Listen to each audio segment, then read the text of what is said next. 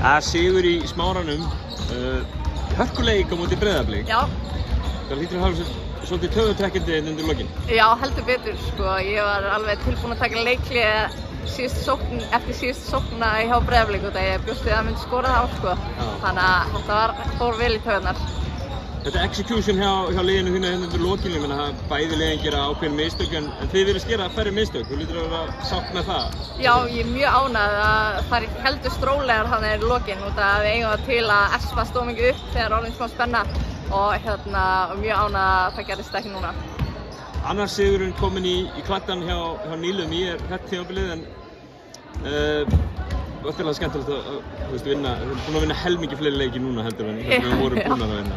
Er það ekki skemmtilegt? Jú, ég er mjög ánægð með það og ég er ánægð að við höfum mætt mjög illa á móti Breiðablik, leikir sem við heldum alltaf yrðu spennandi leikir, skilju. Við mætt mjög illa og loksins mættu bara að hörku í leikinn og að skilaði sigri sem ég er mjög ánægð með.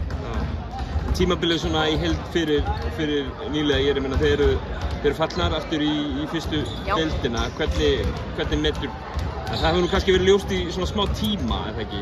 Jú, við vissum mjög snemma að þetta er mjög mikil brekka og svo höfum við fengið meiðsli og misst leikmenn og eitthvað svona, þannig að þetta var alltaf brattar og brattar í brekka.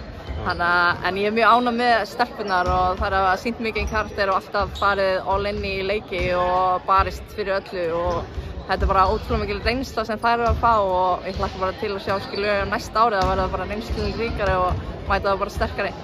Mikið af leikmönnum sem hafa tekið stór skref hjá ykkur í vetur eins og Rebekka og Margrét og Greta og fleiri og raun og veru bara miklu fleiri í þessu lið. Hlýtur að vera svona, það hljóta að vera sáttar með það að fá að hafa tekið þessi skref á þessu stóra sviði. Já, ég vona það sko, en ég sagði líka þegar það var nokkuð ljóst að við værum að falla og sagði bara það þurfti að líta á þetta sem bara reynslu fyrir þær, skilju, að þær eru betri leikmenn eftir þetta tímabil og bara einbeita á það og það er alveg erfitt að halda móral þegar það gengur svona illa en liðinu búið að ganga ótrúlega vel og ég held að það sé líka bara að við sjáum muninn eftir hvert leik, hvaða leikmenn eru að geta.